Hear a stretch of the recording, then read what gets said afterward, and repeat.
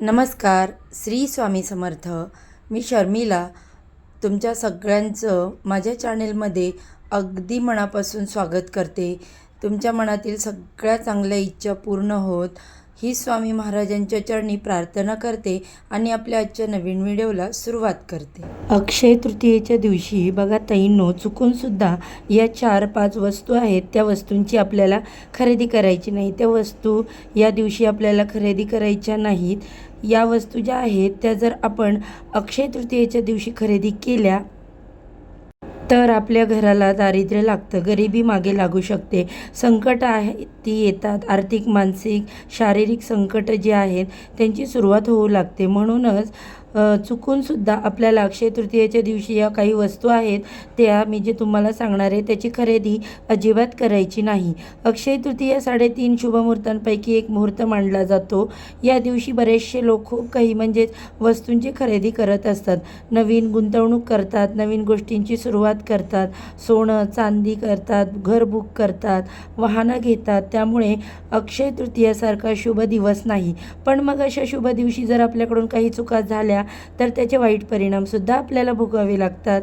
म्हणजे एखादा दिवस जितका शुभ असतो ना तर त्या दिवसाचे शुभ परिणाम असतात, तेवढेच ते दिवस जर काही आपण चुका केल्या तर त्या अशुभ परिणामसुद्धा आपल्याला भोगावे लागतात.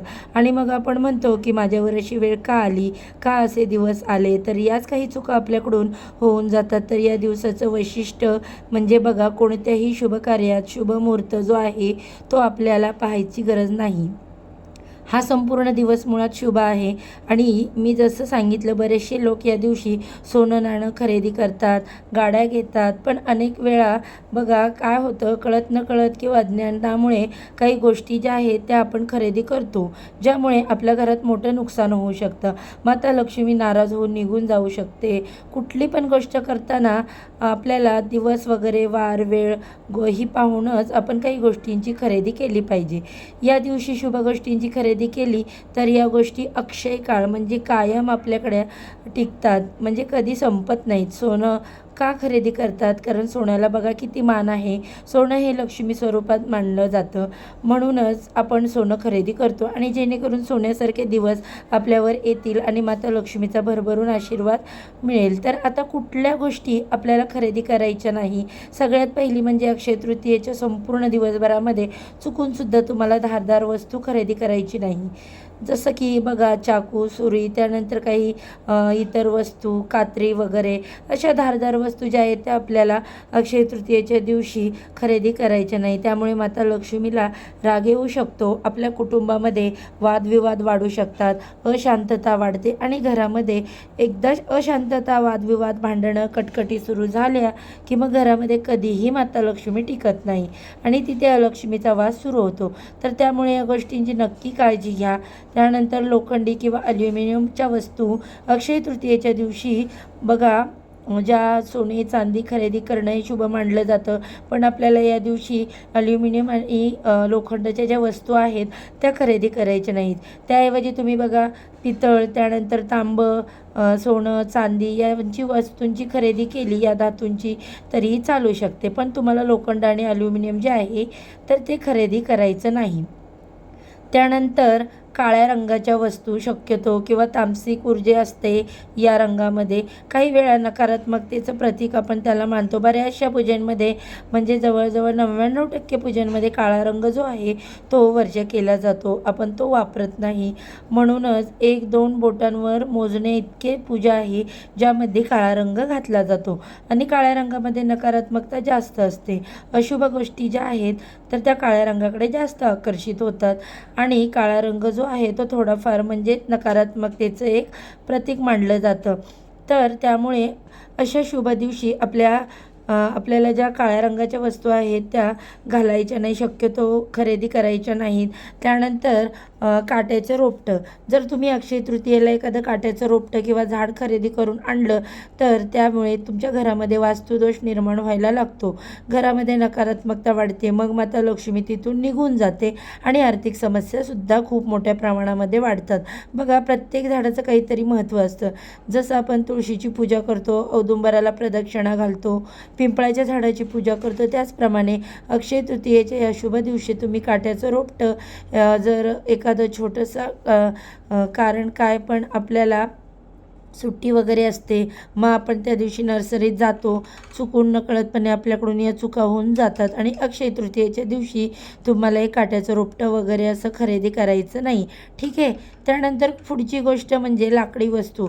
अक्षय तृतीयेच्या दिवशी बघा लाकडाची वस्तू तर ती वस्तू एखादी खरेदी करणं टाळावं. अशा लाकडाच्या वस्तू खरेदी केल्यामुळे घरामध्ये सुख शांती आहे, सुख समृद्धी जी आहे ती निघून जाते आणि माता लक्ष्मीचा आशीर्वादसुद्धा घरावर राहत नाही. तर त्यामुळे अक्षय तृतीयेच्या दिवशी आपल्याला लाकडी वस्तू खरेदी करायच्या नाही. त्यानंतर शिळे आणि गोड पदार्थांच्या बाबतीत किंवा खराब झालेले अन्न या बाबतीत सांगायचं झालं तर या दिवशी माता लक्ष्मीला म्हणजेच आपण जे काही नैवेद्य वगैरे अर्पण करणार आहोत त्यामध्ये चुकून पण शिळं अन्न वगैरे असेल तर किंवा खराब झालेलं अन्न असेल ते नकळत आपल्याकडून कधी कधी दिलं जातं किंवा मिठाई वगैरे आपण अर्पण करतो तर त्यावेळेस ती व्यवस्थित बघून घ्या.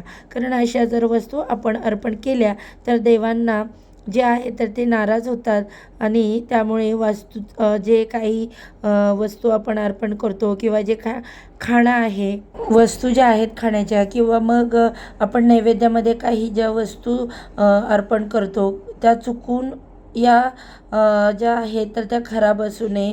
या चुका होऊन जातात बऱ्याचशा आपल्याकडे नकळतपणे आणि लोकांकडून देखील होतात, म्हणून अशी चूक आपल्याला होऊ द्यायची नाही. त्यानंतर अक्षय तृतीयेच्या दिवशी बघा जुन्या किंवा वापरलेल्या वस्तूंची खरेदी करू नका.